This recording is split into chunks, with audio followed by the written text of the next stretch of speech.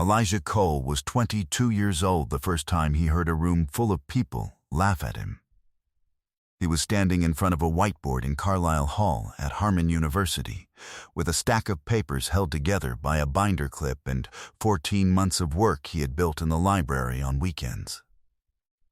The papers landed on the table in front of him when Dr. Raymond Holt pushed them back. Elijah picked them up. He thanked the room. He walked out. Nobody in that room thought about him again. What they didn't know, what none of them had reason to consider, was that Elijah had made a copy of everything, that the binder clip would spend the next 10 years in a filing cabinet, that the man they dismissed in Carlisle Hall would, a decade later, sign his name on paperwork that put his name on the building itself. Before we jump into the story, comment where in the world you are watching from and subscribe, because tomorrow's story is one you need to hear. The library at Harman University opened at 7 in the morning. Elijah Cole knew this without checking. He had been the first one through the doors often enough that the security guard, a retired postal worker named Mr. Aubrey, who wore the same gray vest every day, had started leaving the coffee on. Elijah was not the kind of student who announced himself. He had come to Harman on a half-scholarship, merit-based, reviewed annually, and supplemented the other half by working weekends as an apprentice electrician for a company called Westfield Systems. His supervisor there, a broad-shouldered man named Ronald, who wore the same Carhartt jacket every season regardless of heat, had taught him something in the first week on the job. You do not talk about what you're building until it is built. The idea, the plan, the whole shape of a thing. You keep it close until it is ready to hold its own weight. He carried that with him the way he carried his tools, without ceremony, without announcing it, because it was simply part of the work. He was from Cincinnati. His mother had worked 23 years at the county records office. His father had driven freight until his back gave out, then drove shorter routes, then drove for neighbors when the routes stopped. They were the kind of people who paid what they owed and expected the same, who kept their word without needing to talk about keeping it, who did not mistake patience for the absence of capability. He had not been taught this. He had absorbed it the way a building absorbs load, gradually, completely, in a way that became structural. By his junior year, Elijah had filled 3 composition notebooks with a project that had no name yet. It was a load management algorithm, a system for routing electrical current across a grid in real time to reduce waste and prevent cascading failures. The kind of idea that sounded dry until you understood what cascading failures actually cost a utility provider. Then it did not sound dry at all. He had shared it with no one. That was the mistake he was about to make. The Department of Electrical Engineering hosted its annual Student Innovation Showcase in the 3rd week of October. The event was held in Carlisle Hall. Tiered seating, fluorescent light that made everyone look slightly unwell. A name on the building that belonged to someone who had donated enough money to earn one. Faculty attended. A small panel of local industry contacts. A few upperclassmen who came for the catering. Elijah had registered for the showcase 3 weeks before the deadline. He had submitted his documentation, 41 pages, printed double-sided, annotated in the margins, through the department's online portal on a Sunday evening in September. He had included his proof of concept diagrams, his preliminary patent application, and a 2-page abstract that he had rewritten 4 times until it said exactly what he meant. He presented third. Dr. Raymond Holt sat in the center of the faculty panel. He was 61 years old, the department's associate dean for research, and a man who had the specific habit of listening to students with the expression of someone waiting for them to finish. He had published 12 academic papers. He had never run a company. He wore a tie every day without exception, and he signed his emails with his full title, which included 2 acronyms. Elijah stood at the whiteboard. He walked the panel through the concept in 11 minutes. He had practiced. He knew the material the way he knew a wiring schematic, every connection, every junction, every sequence in its correct order. When he finished, Dr. Holt looked at the panel, then at the room, then at Elijah with a slow half-turn in his chair. "Mr. Cole," he said. "Who helped you with this?" Elijah said, "No one." A pause. Dr. Holt made a sound, not quite a laugh, but in the same family. Someone in the tiered seating heard it. Then 2 more. "This is a maintenance worker's idea, Doctor," Holt said. Not cruelly, which somehow made it worse. He slid the documentation across the table toward the edge. "Not an engineer's." He sat back in his chair. "The patent application in particular. This is commercially naive. You've described a solution to a problem the industry solved a decade ago. I'd recommend recalibrating, son. Focus on your coursework." The room shifted. Not dramatically. Just the way a room shifts when the person with authority in it makes something clear. Elijah did not look at the tiered seating. He did not respond to son. He looked at Dr. Holt for exactly 2 seconds. Then he looked at the panel, thanked them for their time, and picked up his documentation. He put it in his bag. He walked to the door. He did not leave his copies on the table. Holt had pushed the originals back. Elijah kept the copies. He had not planned to. He kept them anyway, the way a person sometimes acts on instinct before they understand the reason. He would understand later. The following January, he received a letter from the scholarship committee. His award was not being renewed. The letter cited academic performance concerns and directed him to contact his department advisor. His department advisor was Dr. Raymond Holt. Elijah read the letter twice. He folded it in thirds and set it beside his coffee cup. He looked at it for a moment. Then he picked up his phone and called his mother. He did not explain everything. He said he was going to figure it out. That was true. 3 years before the showcase, Elijah had walked onto the Harmon campus with 2 bags and a specific plan. The plan was simple. Get the credential. Use it to protect the idea he had been building since he was 19. He had first had the insight at Westfield Systems, watching Ronald trace a fault on a circuit diagram with 1 finger and muttering about how the load management software they used was 15 years old and costing somebody real money in waste every single month. Ronald had not meant it as an invitation. Elijah had treated it like one. He spent evenings in the Harmon Library, always the same table, 4th floor, northwest corner. The window seat with a view of the maintenance yard and, on clear days, the water tower painted with the school's name. He knew the library the way he knew a job site, which areas were loud, which were quiet. When the foot traffic picked up, when the building settled into focus around 8 in the evening and the serious work could begin. He brought a thermos. He stayed until 9. He said very little to anyone except Mr. Aubrey, who asked how the work was going, and to whom Elijah always said the same thing, coming along. He was not a student who needed acknowledgement.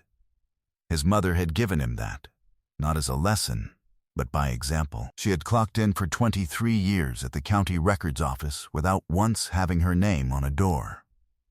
She had maintained a card system so precise that when they digitized the records in 2008, the data entry team used her index as their reference standard.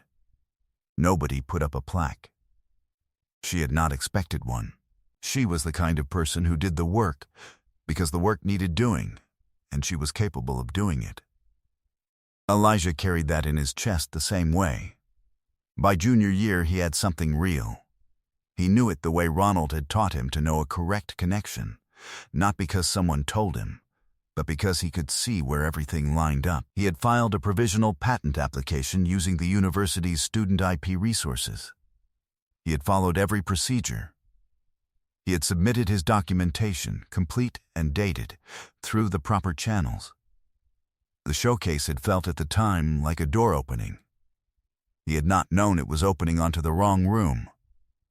That was what Holt had not understood. Elijah had not come to the showcase for approval. He had come to test whether the idea could hold up under scrutiny. Holt had given him scrutiny, not the kind he had expected. But Elijah filed it, the dismissal, the laughter, the sun, the precise wording of everything, and he noted its shape carefully. Not because it hurt, because he wanted to understand exactly what kind of man he was dealing with. He wanted to remember. He always remembered things he intended to use. 10 years and 4 months later, Elijah Cole was 38 years old, sitting in the offices of a patent litigation firm on the 14th floor of a building in Columbus. His company, GridSync Technologies, had 31 employees and licensing agreements with 3 regional utility providers across the Midwest. His attorney, a methodical woman named Diane Parrish, who wore the same 2 blazers in alternation and called at 7 in the morning because that was when her thinking was clearest, had reached out 2 weeks earlier and said she needed him in person. "Eat first," she said when he arrived. "Then we'll talk." He ate.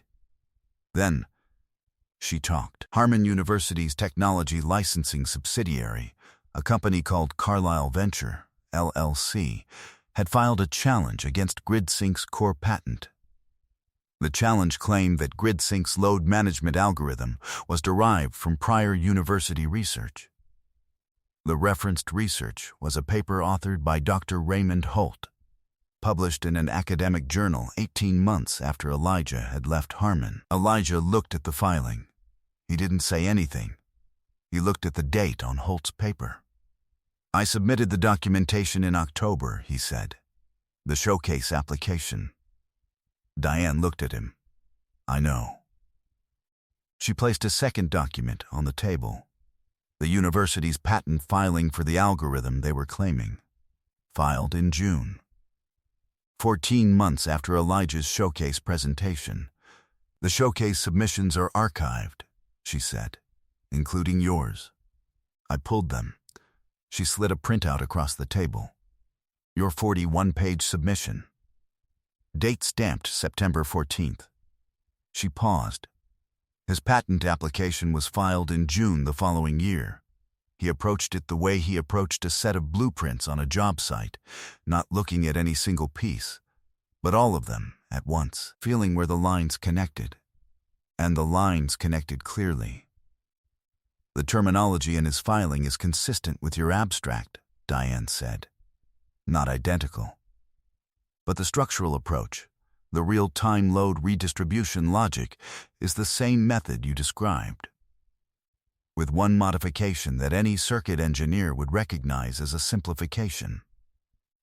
She looked at him, the kind of modification a person makes when they need to create distance from the original document. He set the printout down. He picked up his coffee. He did not say what he was thinking. He thought about October, about the way Holt had slid those pages across the table, about the scholarship letter in January, about Sun. He filed it all away, carefully. The shape of it was now complete. "There's something else," Diane said. Harmon University was in trouble. Its endowment had been mismanaged over a 6-year period by a now former CFO who had quietly resigned rather than be formally removed. Enrollment was down 14%. Carlyle Venture, its licensing arm, was the institution's primary revenue-generating asset. 3 months earlier, a private equity consortium had begun quietly acquiring Harmon's outstanding debt instruments. The consortium was finalizing its investor group. They needed a technology sector partner who understood the IP landscape. She slid a third document across the table. "They reached out to me last week," she said. They don't know about the IP dispute yet, but they will once we file the counter-challenge. What they do know is that Carlyle Venture is the crown jewel of the acquisition, and Carlyle Venture's crown jewel is a patent that is about to have a very serious problem. She looked at him. "What do you want to do?" He looked at everything on the table. The archived submission, the IP filing, the dates, the consortium prospectus. He could see the whole shape of it. He didn't move fast. That was the part people who had underestimated him had never been able to account for. They looked at his patience and assumed it meant he had no plan. They were wrong about what patience is. Patience was not the absence of capability. It was his most practiced skill. It was just the one Holt had never had reason to watch him use. "I want to join the consortium," he said. Diane looked at him. "File the counter-challenge through normal channels," he said. "Standard timeline. Don't accelerate it." He paused. "I'll handle the consortium directly." She nodded. She refilled his coffee. He didn't move fast. He made 3 calls over the following 2 weeks. One to the consortium's lead partner, a commercial real estate developer in Chicago named Gerald Osai, who had done 4 university acquisitions in 15 years and understood institutional assets in the way that comes only from having made expensive mistakes with them. One to his lead engineer at GridSync, a quiet and precise man named Thomas, who had been with the company since it had 4 employees and operated out of a converted warehouse in Dayton. One to his mother, who listened to everything without interruption and then asked if he had been eating properly. He reviewed the consortium's financial structure over 3 evenings at his kitchen table. The university's debt was held in 3 separate instruments. Carlyle Venture had been valued at $47 million in the consortium's prospectus. That valuation was contingent on the load management patent maintaining its licensing revenue stream. Once the counter-challenge was filed, that valuation would be under review. An asset under review needs a different kind of partner, one who already understands the technology at its root, one who can step in and stabilize it. That was Elijah. That had always been Elijah. They just hadn't known it yet. He met Gerald Osai in person on a Thursday morning, in a coffee shop on Michigan Avenue, not a conference room, which told Elijah the conversation was exploratory. He liked that. Gerald was 62, careful, and thorough. He understood real estate, debt instruments, and institutional governance. He did not understand electrical grid technology. Elijah spent 40 minutes explaining the IP landscape. Not GridSync's specific dispute, not yet. The general structure, how university tech licensing companies were valued, how patent portfolios could be made durable or fragile. What created exposure, what created protection. He used the language of a man who had been building in this space for a decade, because he had been. He didn't oversell. He simply knew what he was talking about, and that was enough. Gerald listened. At the end he said, "What's your position in this?" "I want in as strategic partner." Technology evaluation. He paused. "There's a due diligence issue with Carlyle Venture you'll want to know about before you finalize the valuation." Gerald looked at him. "Tell me." Elijah told him.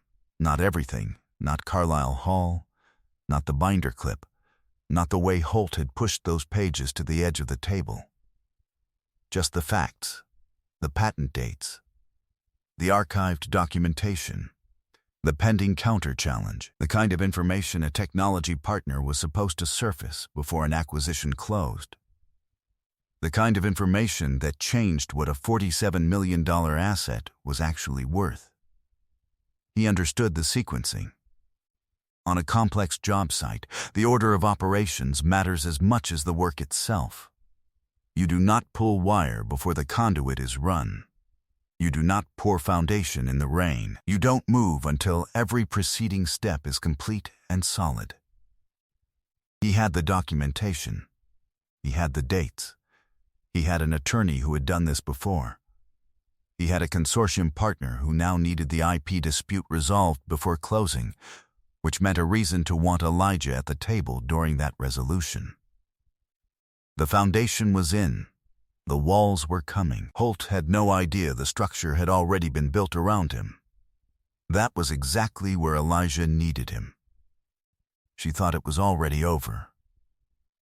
Elijah had confirmed as much on a brief phone call with her attorney's office, cooperative, even voiced, suggesting a mediation meeting to resolve the licensing dispute quietly, without extended litigation. Her attorney had called back within the hour. They were available whenever GridSync was ready. He had ended that call and sat for a moment at his desk. Thomas was watching him from across the room. "She thinks it's already done," Elijah said. Thomas said nothing. He set a fresh coffee on the desk and went back to his work. Elijah arrived 22 minutes early. He liked it that way. The mediation was held on the third floor of a building in downtown Columbus, in a conference room with no windows facing outside and one long wall of glass facing the corridor. The table was dark wood, 12 seats. Nothing on it yet. Cold air. The low hum of something mechanical in the ceiling. The kind of room designed to produce agreement through discomfort. Diane arrived at 8:47. Her associate, a methodical young man named Avery, who carried 2 document bags, arrived 2 minutes behind her. They arranged their materials at one end of the table without speaking. The room was still. Elijah sat with his hands flat on the table and said nothing. He had brought one folder. They came in at 8:59. Harmon's general counsel, a woman named Patricia Lim, who moved with the controlled efficiency of someone who had been in too many of these rooms, entered first. Behind her, the outside counsel retained for the IP challenge, a tall man in a dark suit who had not done his full due diligence on what he was walking into. Behind them, Dr. Raymond Holt. 71 now.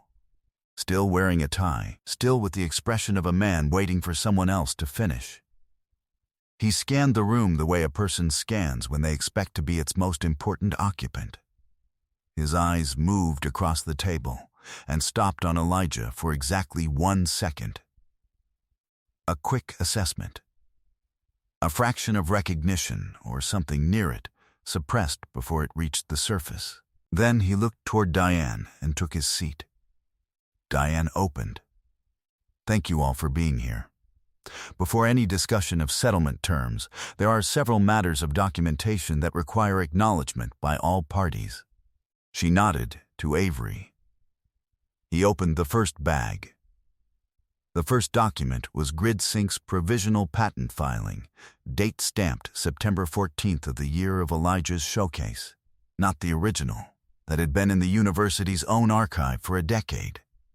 A certified copy of it, with the university's archive stamp on the cover.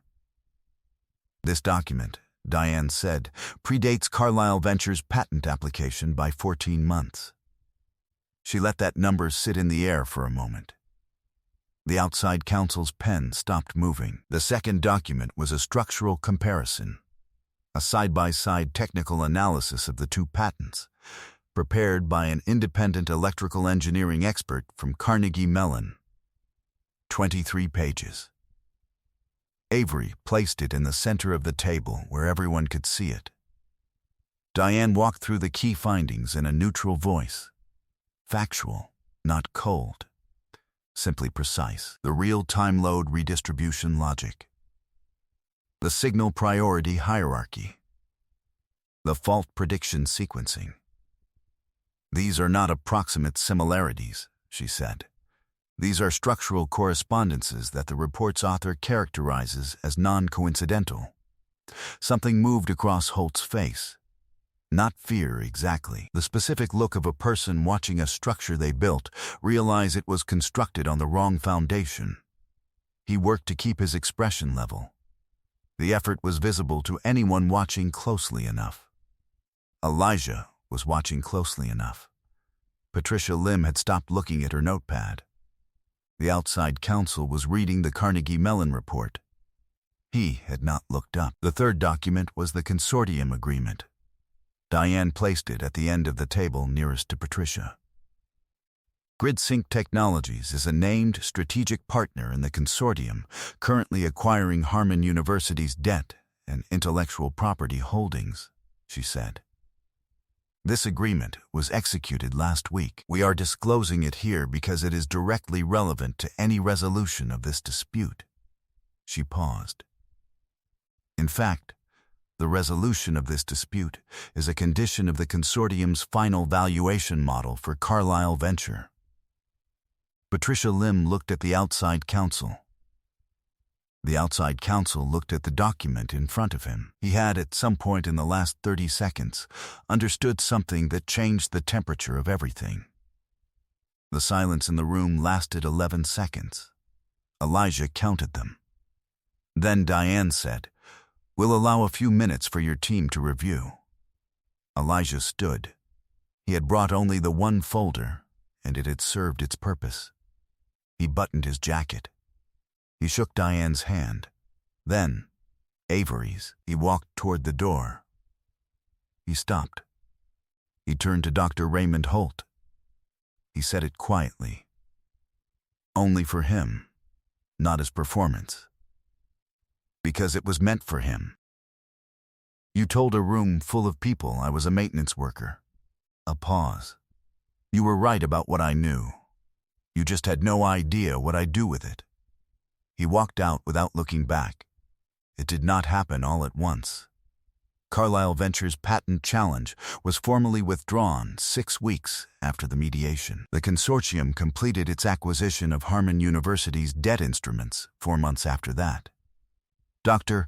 Raymond Holt submitted his retirement paperwork in March, citing health considerations. The university accepted it and issued a press release that mentioned his 12 academic publications and his years of service. It was 3 paragraphs. He was gone by the end of the month. The licensing revenue from Carlyle Venture, restructured under the consortium's governance, with Elijah as technology partner, was reoriented over the following year through a joint agreement between Carlyle Venture and GridSync. The terms assigned GridSync a majority of the patent's licensing revenue going forward. Elijah reviewed the first check twice. Then he put it in a file and went back to work. GridSync had 37 employees now. A 38th was starting the following Monday. He answered every call the same day. He gave accurate timelines and hit them. His name was on the contracts. His name was on the plans. He was not performing anything. He was just working, at the pace that had always been his. Building the way he had always built, not fast, not for show, but in the sequence that made the structure last. Harman University was still Harman University. The lights still came on in Carlyle Hall every morning. Students still carried laptops into the library at 7 and chose the same window seats on every floor. Some things do not change because the ownership structure did. That was fine. That was not what this was about. In October, a year after the consortium closed, Elijah endowed a scholarship through the university's engineering department. The Martha Cole Scholarship for first-generation engineering students. The committee reviewed applications every spring. He was not on the committee. He had not wanted to be. There was one other thing. The maintenance yard behind the library, visible from the 4th floor northwest window, was being regraded for a new annex building. He had seen the site plans. He had signed off on the structural review. In the margin of the plan, next to the northwest corner, someone on his team had written, without explanation, "window seat." He had left it there. He knew exactly what it meant. On a Thursday evening in early November, Elijah Cole stood on the 4th floor of the Harman University Library. He had been in the building for 20 minutes, conducting a final walkthrough of the structural survey for the new annex. He stood at the northwest window. His old table was still there. Different chairs. Same window. Below, the maintenance yard was quiet. The equipment put away for the day. The water tower still had the school's name on it. The city was settling into the early dark, the way a building settles when the workday inside it ends, gradually, floor by floor, going quiet from the top down. He was aware of 4 messages on his phone he hadn't answered. He was aware of the thermos his mother had sent him with a post-it note attached that said, "Don't forget to eat." He picked it up. He turned off the light. He walked toward the stairs. I hope you enjoyed that one. Be sure to like the video and subscribe so you don't miss the next story. I've picked out 2 more for you that I think you'll really like.